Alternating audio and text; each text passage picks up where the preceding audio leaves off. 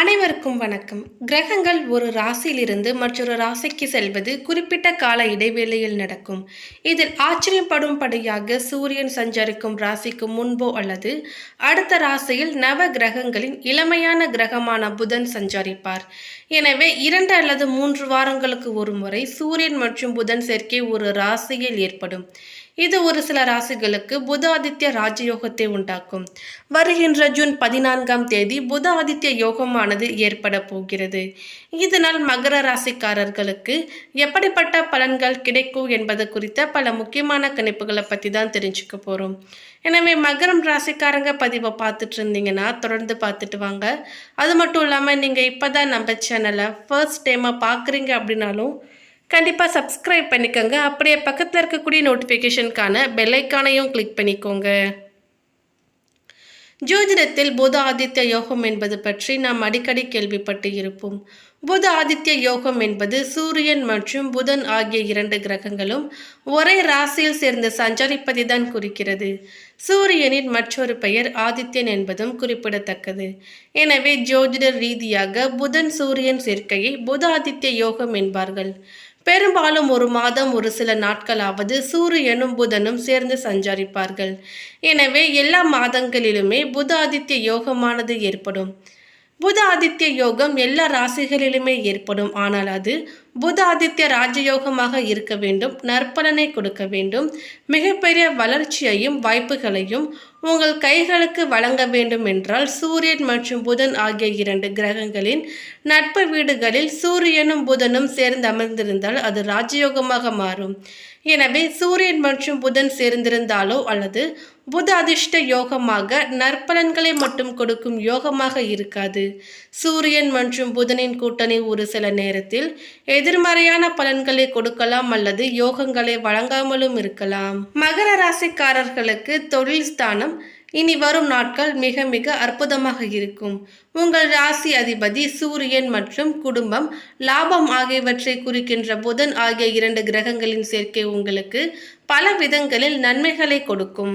புதன் பெயர்ச்சியானது ஜூன் மாதம் புதன் பகவான் 3 முறை பெயர்ச்சி ஆகிறார்.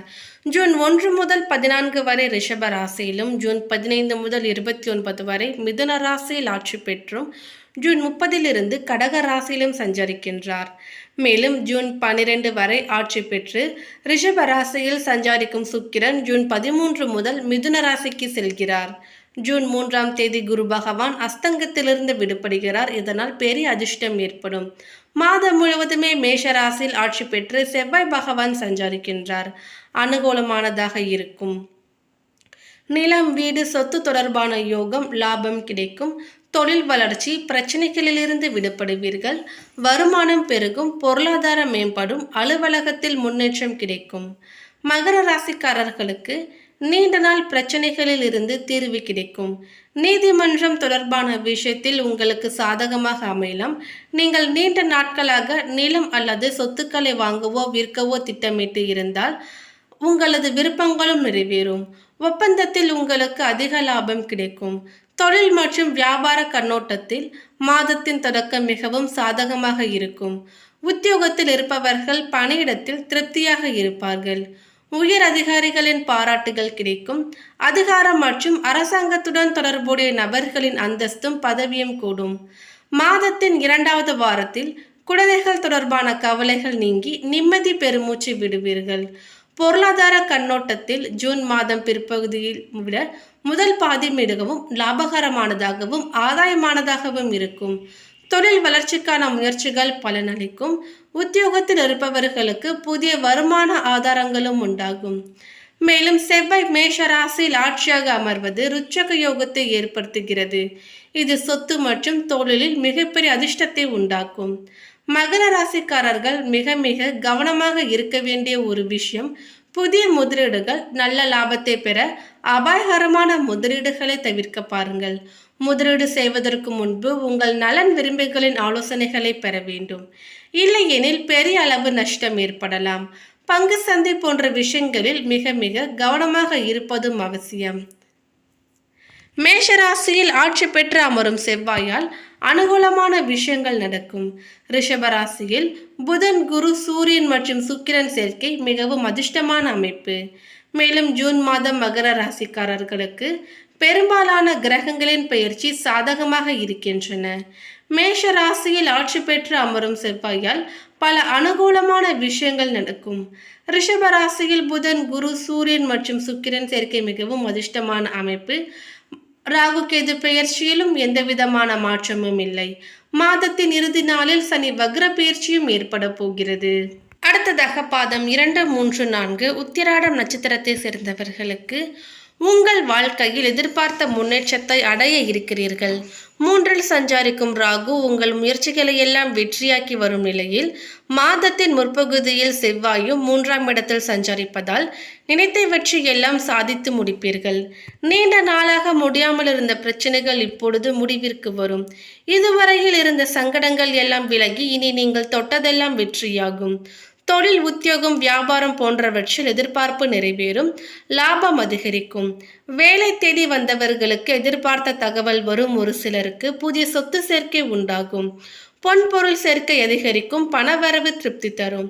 பெண்களுக்கு முயற்சிகள் வெற்றியாகும். தடைகள் தடுமாற்றம் என்ற நிலை மாறும். தொழிலில் லாபம் அதிகரிக்கும். அரசியல்வாதிகளுக்கு எதிர்பார்த்த முன்னேற்றம் உண்டாகும். புதிய ஒப்பந்தம் வரும். இந்த மாதம் யோகமான மாதமாக இருக்கும். மாணவர்களின் கனவும் பூர்த்தியாகும். அடுத்ததாக திருவோணம் நட்சத்திரத்தை சேர்ந்தவர்களுக்கு வெற்றி அடைகின்ற திறமை இருக்கும். முன்னேற்றம் உண்டாக்கும் மாதமாக இருக்கும்.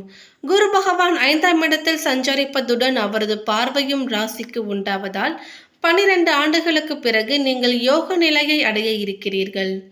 இதுவரையில் உங்களுக்கு இருந்த சங்கடங்கள், நலிவுகள், பிரச்சனைகள் எல்லாம் ஒவ்வொன்றாக உங்களை விட்டு விலகப் போகிறது. உங்கள் செல்வாக்கும் அந்தஸ்தும் யாவும் இப்பொழுது உயரப் போகிறது. தொழிலில் இருந்த தடைகளும் பிரச்சனைகளும் இருந்த இடம் தெரியாமல் போகும். புதிய தொழில் தொடங்கும் முயற்சி வெற்றியாகும். குடும்பத்தில் சுப நிகழ்ச்சிகள் நடக்கும். முடியாமல் இருந்த வேலைகளும் முடிவிற்கு வரும். விலகி போன உறவுகளும் இனி உங்களை தேடி வருவார்கள். பொது வாழ்க்கையில் ஈடுபட்டு இருப்பவர்களுக்கு புதிய பதவி, பொறுப்பு வந்து சேரும். செல்வாக்கு உயரும். வேலை தேடி வந்தவர்களின் முயற்சியும் பலிதமாகும். திருமண வயதினர்களுக்கு நல்ல வரன் அமையும். பெண்களுக்கு எதிர்பார்ப்பு பூர்த்தியாகும். வாழ்வில் எதிர்பார்த்த முன்னேற்றம் ஏற்படும். பொன், பொருள், பூமி சேர்க்கை உண்டாகும். வாழ்க்கை துணையுடன் இணக்கமான சூழல் ஏற்படும். பிள்ளைகளால் நன்மை அதிகரிக்கும். குடும்பத்தில் இருந்த பிரச்சனைகள் விலகும். எதிர்பார்த்த ஆதாயம் ஏற்படும். மாணவர்கள் ஒரு சிலருக்கு வெளிநாட்டில் மேற்கல்வி பயிலும் முயற்சிகளிலும் வெற்றி பெறுவீர்கள். அடுத்ததாக பாதம் 1, 2 அவிட்டம் நட்சத்திரத்தை சேர்ந்தவர்களுக்கு வெற்றி பெறுகின்ற திறமை இருக்கும். இந்த மாதம் உங்கள் எண்ணங்கள் நிறைவேறும் மாதமாக இருக்க போகிறது. உங்கள் நட்சத்திரநாதன் செவ்வாய் 3இல் சஞ்சரிப்பதால் முயற்சிகள் யாவும் வெற்றியாகும். ராகு பகவானும் அங்கேயே இணைந்து இருப்பதால் லாபம் அதிகரிக்கும். வரவேண்டிய பணம் வந்து சேரும். தடைப்பட்ட வேலைகள் நடைபெறும். வெளிநாட்டு முயற்சிகள் வெற்றியை கொடுக்கும். தைரியமாக செயல்பட்டு நினைத்ததை சாதிப்பீர்கள். இந்த நிலையில் குரு பகவானும் 5இல் சஞ்சரித்து உங்களுக்கு அதிர்ஷ்டங்களை வழங்க இருப்பதால் உங்கள் வாழ்க்கையில் இருந்த சங்கடங்களும் விலகும். அலுவலக பணியில் எதிர்பார்த்த இடமாற்றம், பதவி உயர்வு ஏற்படும். தொழிலாளர்களுக்கு ஊதியம் அதிகரிக்கும். மதிப்பு உயரும். குடும்பத்தில் சந்தோஷமான நிலை ஏற்படும். பல வழிகளிலுமே பணம் வர ஆரம்பிக்கும். இதுவரையும் நிறைவேறாமல் இருந்த முயற்சி யாவும் இனி வெற்றியாகும். பெண்களின் எதிர்பார்ப்பு பூர்த்தியாகும். பிள்ளைகளால் தோன்றிய கவலைகளும் விலகும். திருமண வயதினர்களுக்கு நல்ல வரன் அமையும். வேலை வாய்ப்பிற்காக காத்திருந்தவர்களுக்கு எதிர்பார்த்த நல்ல தகவல் வரும். வெளிநாட்டு முயற்சிகள் ஆதாயத்தை கொடுக்கும். சொத்து சேர்க்கை ஏற்படும். ஒரு சிலர் புதிய வீட்டில் குடியேறுவீர்கள். அரசியல்வாதிகளின் எண்ணங்களும் பூர்த்தியாகும். எதிர்பார்த்த வருமானத்தையும் அடைவீர்கள். மாணவர்கள் மேற்கல்விக்காக எடுக்கும் முயற்சிகளும் வெற்றியாகும். தொழில் வியாபாரத்தில் எதிர்பார்த்த பலன் கிடைப்பதற்கு அதிகமாக உழைக்க வேண்டியிருக்கும். முக்கிய முடிவுகளை எடுப்பதில் நிதானம் அவசியம். புதிய முதலீடுகளை தவிருங்கள். போட்டியாளர்களால் தொல்லைகள் ஏற்படலாம். பெண்கள் மகிழ்ச்சியாக இருப்பீர்கள். தடைப்பட்டு வந்த சுப நிகழ்ச்சிகளும் கூடி வரும். கணவரின் அன்பும் ஆதரவும் உற்சாகத்தை கொடுக்கும். வேலைக்கு செல்லக்கூடிய பெண்களுக்கு அலுவலகத்தில் உற்சாகமான சூழ்நிலையே காணப்படும். மேலும் பரிகாரமாக செவ்வாய்க்கிழமை தோறும் முருகப்பெருமானுக்கு பால் அபிஷேகம் செய்து வருவதும், தேய்பிரை சதுர்த்தி அன்று விநாயகர் வழிபாடும் செய்வதும் நலம் சேர்க்கும். சந்திராஷ்டம நாட்கள் ஜூன் 11 பின்னிரவு வரை, ஜூன் 14 முற்பகல் வரை. மேலும் இந்த தகவல் உங்களுக்கு பிடித்திருந்தால் லைக் பண்ணுங்க, ஷேர் பண்ணுங்க. இது போன்ற பல சுவாரஸ்யமான கணிப்புகளை தெரிஞ்சுக்க எங்க சேனலை சப்ஸ்கிரைப் பண்ணிடுங்க. தேங்க்யூ.